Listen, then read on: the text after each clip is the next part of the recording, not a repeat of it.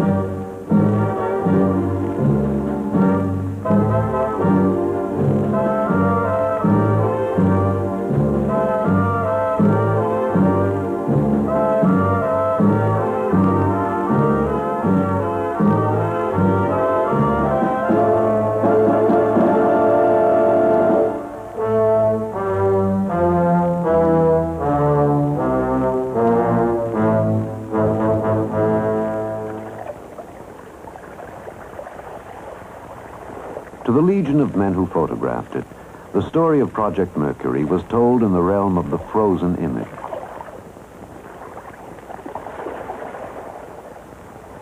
The story began in Washington at a press conference in 1959.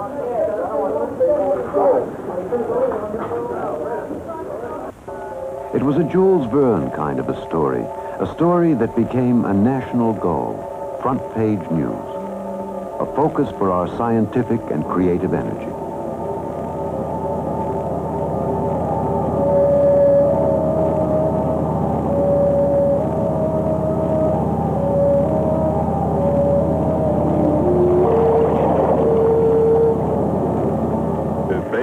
The Cape became one of the prized datelines in journalism. 7 signifying the capsule number.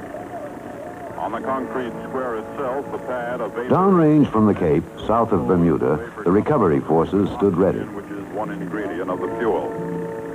Most of the preliminary work has been done here by now. We await the arrival of astronaut Shepard. Radio and television carried the event as it happened. This is Freedom 7. The fuel is go 1.2 G. Cabin at 14 psi. Oxygen is go. For depth and interpretation, there was the printed page. We had time to pause, to wonder at this new age. What would it bring? An astronaut and a president with a wonderfully warm and ready wit. Therefore, I want to again express my congratulations to Alan Shepard.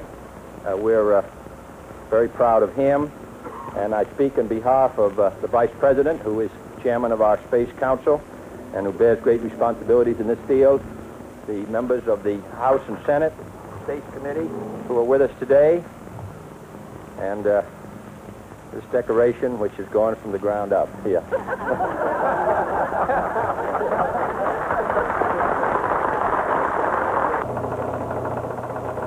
Astronaut Gus Grissom was successfully launched today at 7:20 a.m.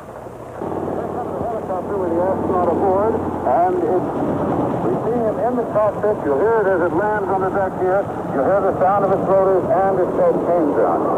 He doesn't look very wet. He has his helmet on. His doctors are immediately treating him. After welcome on deck, a personal message. Really proud of you, and I must say you did a wonderful job.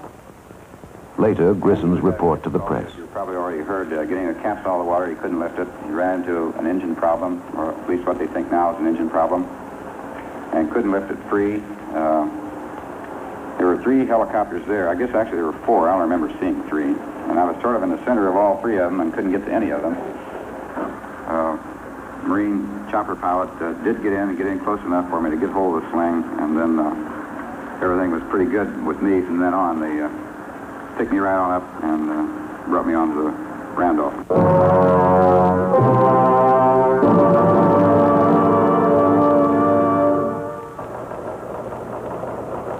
Di Cape Canaveral ini terdapat perasaan menunggu-nunggu.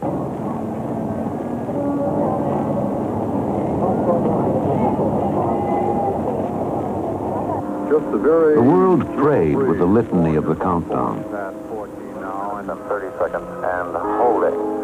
We have encountered some difficulty in... But John Glenn was not to orbit this day. Guidance equipment for the Atlas launch vehicle.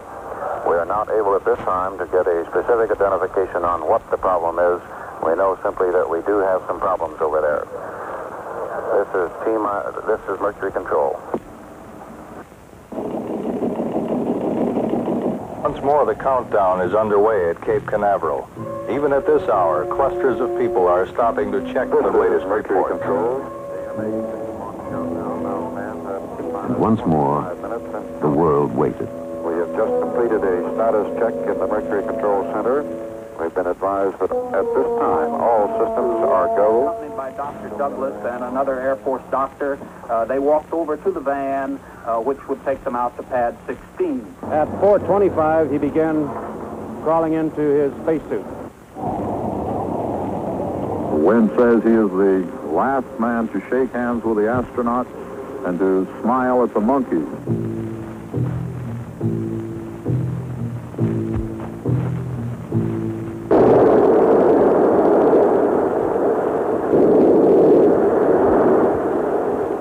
Now, around the world, all Mercury stations reported go. Let's go now to Ed Williams at the press site. Over 500 newsmen here on the scene today to cover this thing.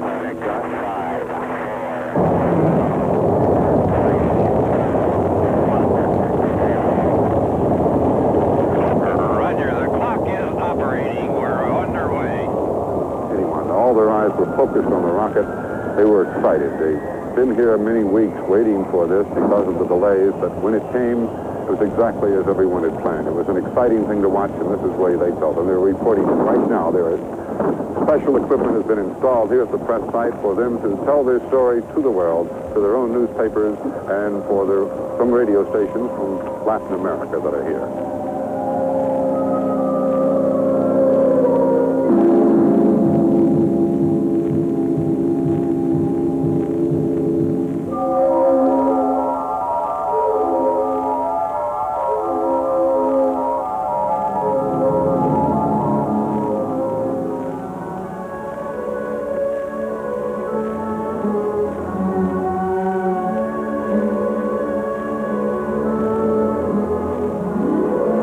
Reported to be a hale and hearty astronaut after having successfully flown the United States' first manned orbital flight.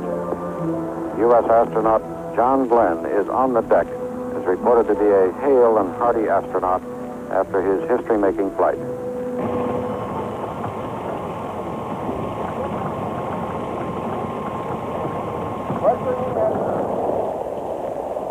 Sure, at the White House on this wet and chilly day in February, we haven't produced very hospitable weather for our hero, John Glenn, today. But the crowds are here. They've been waiting 2 hours now. The rain was much worse an hour ago when he arrived. There he is now on the North Portico, getting ready to ride to the Capitol with Vice President Johnson.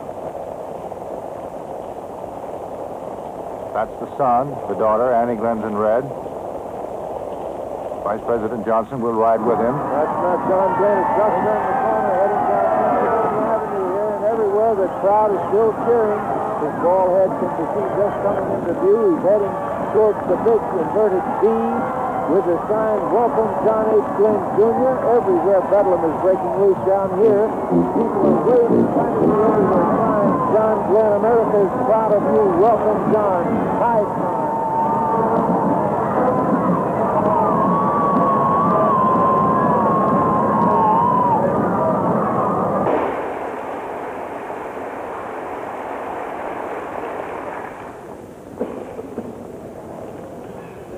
Today, I know that I seem to be standing alone on this great platform, just as I seem to be alone in the cockpit of the Friendship 7 spacecraft. But I'm not.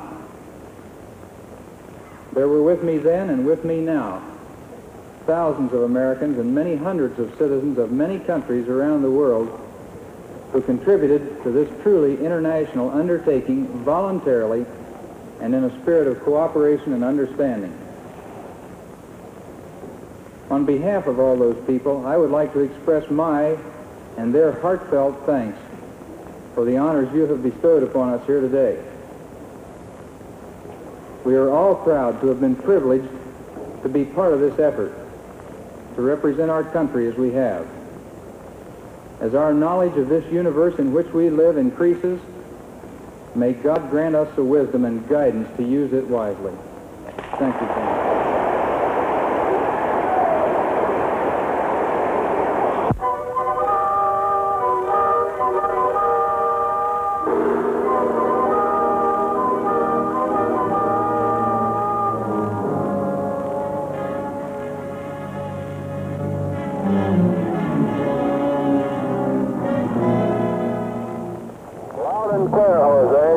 Too much. Okie doke.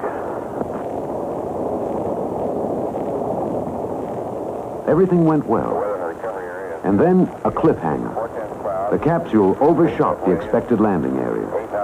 Communication failed.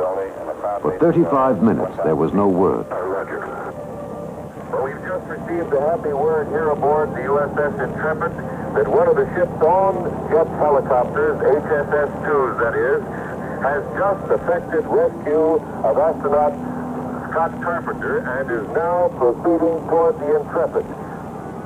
After a post-flight examination, astronaut Scott Carpenter returns to the Cape, to his family, to the joys and cares of the earthbound. Even a daughter's skinned elbow.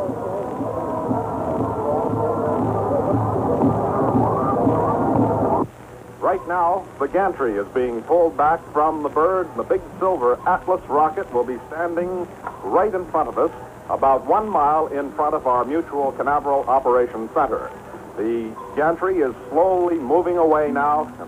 Newsmen from all over the world have gathered here today to cover this, the 5th U.S. manned space flight, the 3rd orbital flight. 9, 8, 7, 6, 5, 4, 3, 2, 1, 0.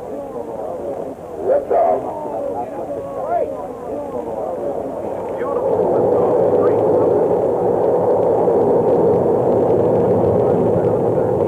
Standard time. Astronaut Walter Schirra is now in his space capsule high above the Earth. The engines fired right on schedule. That bird took off just as beautifully as any flight you'd ever want to see. Report says fuel okay. Oxygen okay. Within minutes, story and pictures were transmitted by the wire services. They appeared on page 1 of the daily newspapers of the world. Loneliness in space. Wally Schirra might have some feelings along that line if he weren't so busy now in his Sigma 7 capsule.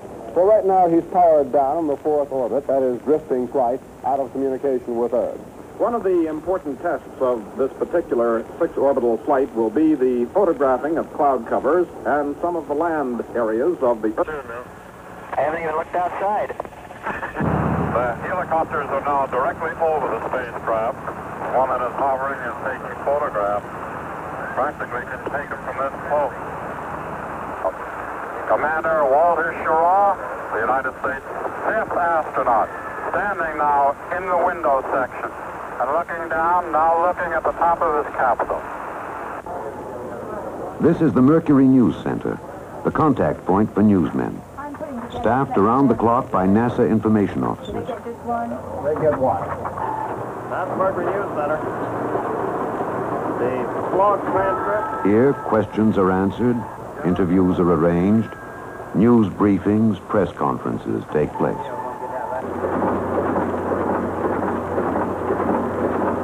Astronaut Cooper, 22 orbit mission, will take him over more than 100 countries, islands, and possessions. In order to cover every phase of Project Mercury, the press, wire services, TV, and radio networks pool their resources and personnel.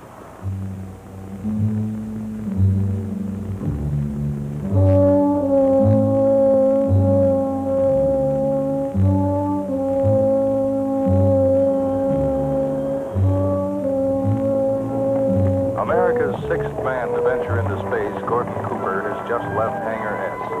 He's smiling at the crowd of technicians that has gathered. He looks extremely confident about today's flight.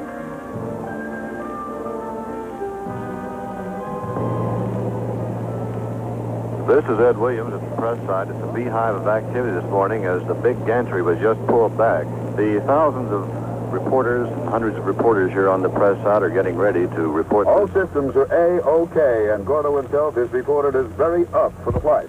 To give you an idea of how Mercury Control looks at it, here's the report just received from them. The press site, about 5,000 feet from the launch area. Here, newsmen, photographers, feature and technical writers are witness to success or possible failure. Reporters and newsmen from all over the world. Approximately how many foreign countries are represented today? We have about 25 countries represented here, including the NATO group, which just came in this morning. Mercury As Control. the last agonizing minutes of the countdown march by, television brings the nation to the scene and drops them right in the middle of it. Yeah. All right, it's down. You got it down. All right. Hello, New York. Go ahead. Hi, John. Just a minute, I'll ask him. Bob, how much longer do you want to hold on this? Stay with us for another couple seconds, Davey. Okay, we'll be with it another couple of seconds, then we'll take off. T-minus 40 seconds now and counting. All systems go. Videotape, come in. We want all of this. Hold on to it. We'll log it later. Stay with the pool. Here she goes. Right, stand by, Waller. Here she goes. It's not going to be long. Videotape, keep going.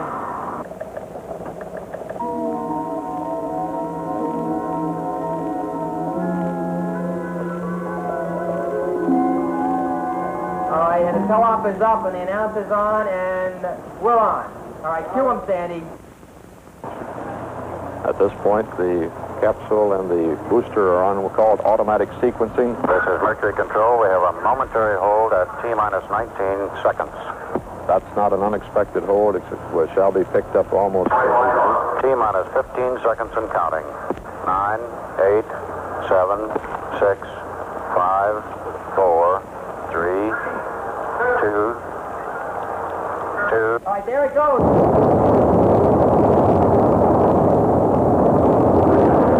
Beautiful takeoff. He should be getting vibration now.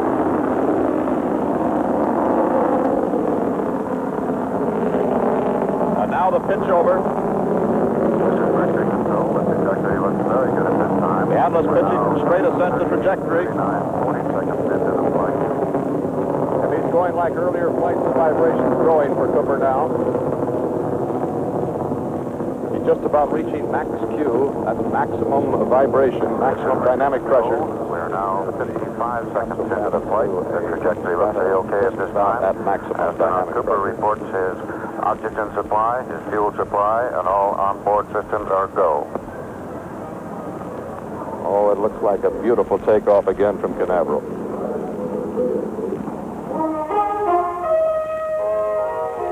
Radio keeps us right with the story as Cooper races around our planet. Presents the flight of Space 7, the 22-orbit mission of astronaut Gordon Cooper.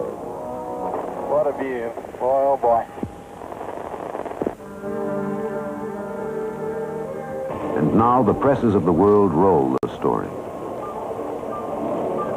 Newspapers, magazines report in depth. Millions would read and savor the news of this day. a free and open society in action.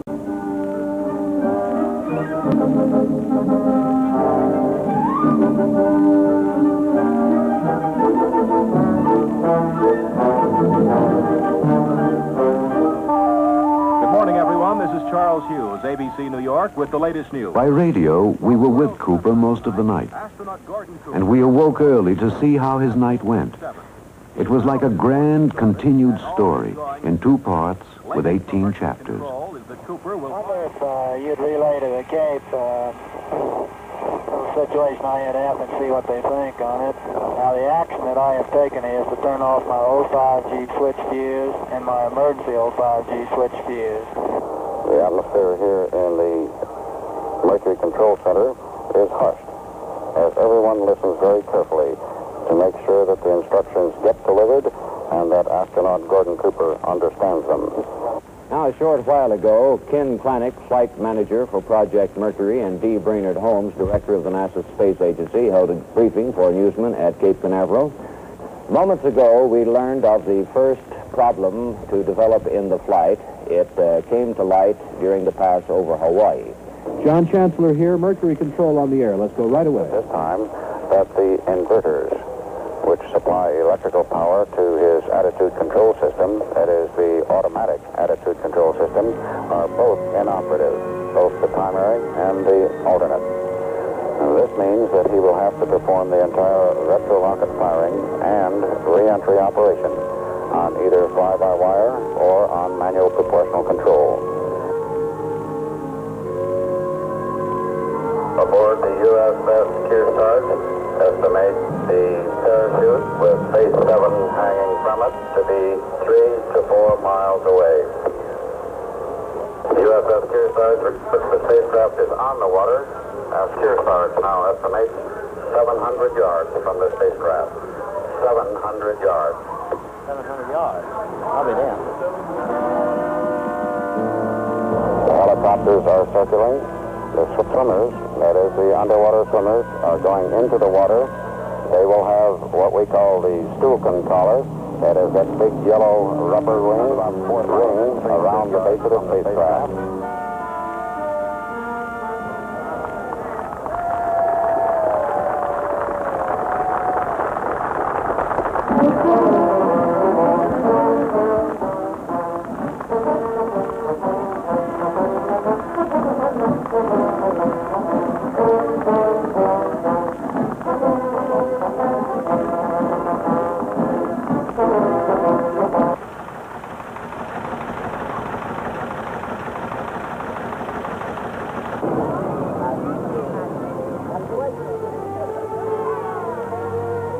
And the news coverage continues as a man is reunited with his wife and daughters.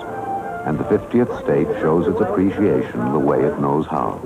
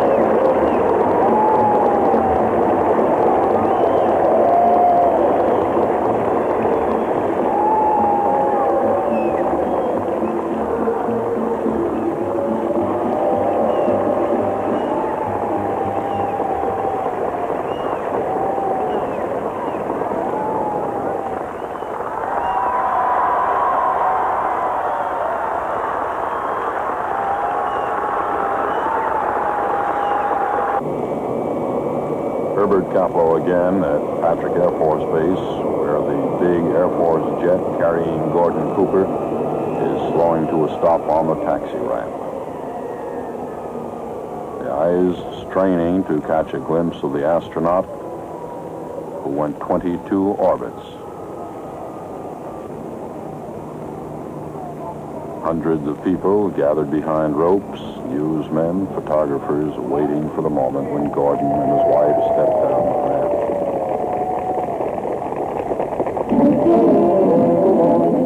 Here they come. Major and Mrs. Gordon Cooper, followed by their daughters.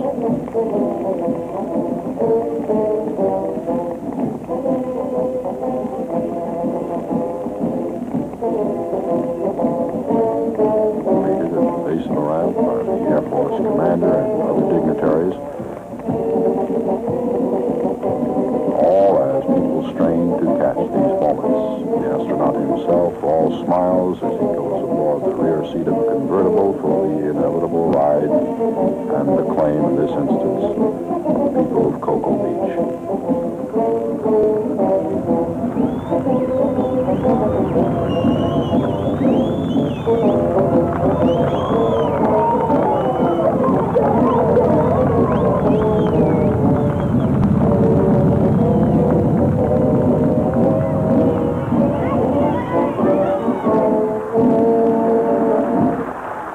I think that those of you that know me know that I've always spoken honestly and straightforward to you.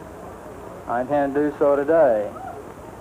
I'll run through the flight plan very briefly, factually, and when we get to questions, I will honestly try and answer any questions you have to ask. If I can't answer them, if I don't answer them, it's because I don't know the answer or we don't have the data yet to fully answer them, and they will be answered at a later date.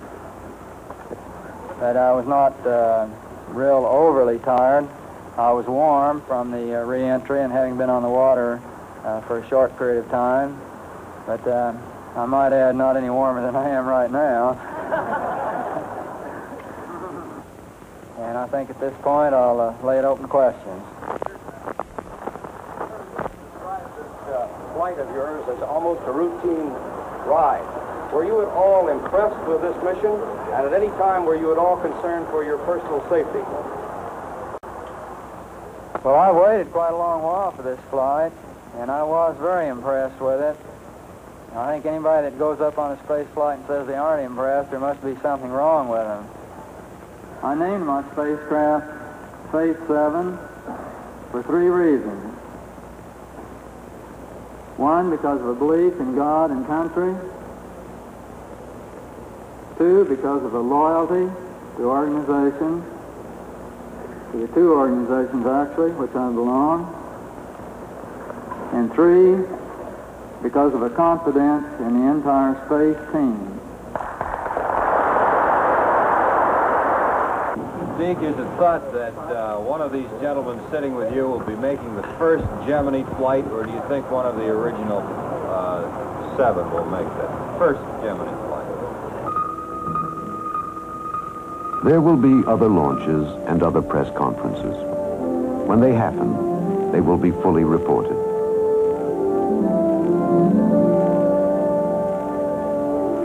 Even now, the gantries of Gemini stand ready. When men once again ride an American spacecraft into orbit, at the mercy of God and thousands of technicians, the world once more will be there.